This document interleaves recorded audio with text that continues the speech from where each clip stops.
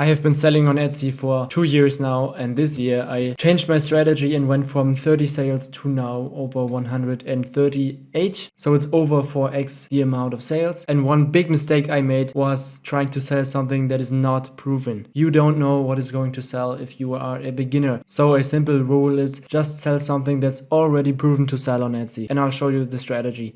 You go over to Marketplace Insights, which is in Etsy itself. You get 10 free searches every 30 days, so you can use it. And here you are going to find a niche that has a lot of searches, but a low number of search results. So looking at the pickleball shirts niche, we have low number of searches, but also a low number of search results. So the ratio is actually pretty good, but we now have an indicator of very low conversion rate. So I wouldn't actually go for this niche. So let's search a bit further. And if you search for something, there are similar search terms. And we can see cat that shirt has a typical conversion rate. So I think this is the one we should go have a look at. And now you are going to download the Palotex Chrome extension, which is 100% free. And with the Chrome extension, you can see the listings data and analyze shops. And I will show you in a second how it works. Back in Etsy, the cat that shirt niche, we are going to have a look at the search results. And as we can see here, we have some listings which are selling a lot. So 50 sales a month is actually very good, but we can also see that some of them aren't actually selling at all because some of them are quite new or are just very bad. And with the Palotex extension, we can just filter out